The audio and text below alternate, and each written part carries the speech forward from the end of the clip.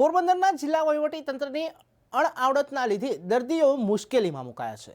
વર્ષોથી ચાલતું ગાયવાડી સરકારી દવાખાનું બંધ કરવામાં આવતા મુશ્કેલીના પાયા ઊભા થયા છે।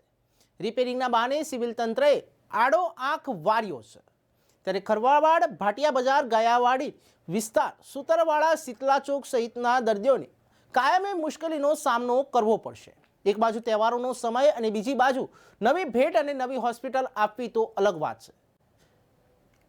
આ વિસ્તારમાં વોર્ડ નંબર 7 અને 8 માં દરરોજ 80 થી 100 લોકો આ ગાયવાડીના દવાખાનામાં સારવાર જાય છે।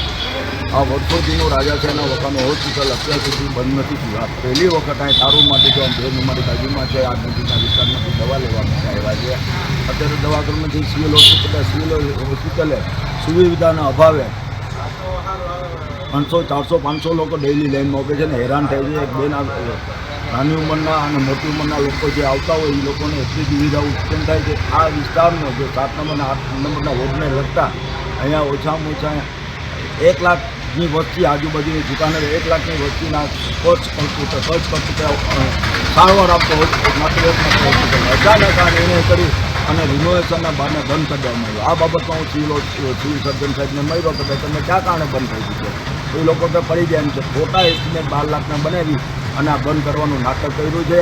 આના માટે મેં સિવિલ સર્જન, એન્જિનિયર એ લોકોના અને એના ગ્રાન્ટ જે આપતા હોય એ વહીવટદારને બધાને બોલાવીને પૂછ્યું કે બંધ કરવાનું કારણ તમે તાત્કાલિક ચાલુ કરો તો તમે રિનોવેશન કરશો અને તાત્કાલિક કોઈ સુવિધા તમને જગ્યાએ મળતી હોય ત્યાં ચાલુ કરશું। પણ ત્યાં સુધીમાં આ લોકો બિચારા 80-200 લોકો ડેલી આવે છે, એનું શું? એને કઈ રીતે સુવિધા મળે? સિવિલ હોસ્પિટલમાં જો ટ્રાફિક તમે જઈને જો તો ટ્રાફિક એવી રીતે દવામાં લાઈનમાં ખેતબાડીમાં ડૉક્ટરોમાં લાઈન હોય છે, તો તાત્કાલિક જોના ચાલુ થાય એવી આ લોકોના વિસ્તારની અને મારી કાઉન્સિલર તરીકે માંગણી છે। તો અહીંયા શું થયું? પગ દુખે ને આખી દુખે ને માથું દુખે, તારા દુખે ને કેવું કરીએ? તમે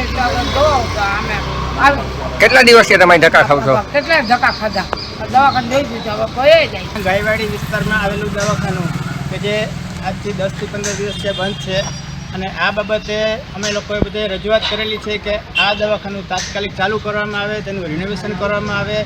અને અત્યારે આ જે બંધ થઈ ગયું છે, દિવાળીનો સમય છે, જે નાના માણસો છે તે લોકોને ખૂબ જ હાલાકીનો સામનો કરવો પડે છે।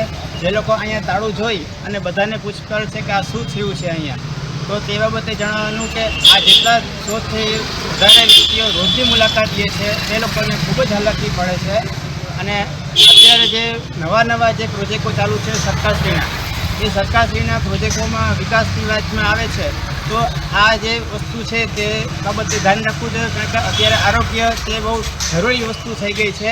અત્યારે રોગચાળો ખૂબ વધી રહ્યો છે, તો આ બાબતે એક જ વસ્તુ કરવાની છે કે આ જે બિલ્ડિંગ છે તેને રિનોવેશન કરવામાં આવે અથવા તેના અવેજીમાં કોઈ નવું ચાલુ કરવામાં આવે કે જે જગ્યા છે ત્યાં કોઈ નવો વિકલ્પ પસંદ કરી અને આ બાબતનું વહેલી તકે નિરાકરણ થાય તેવી સરકારશ્રીની રજૂઆત છે।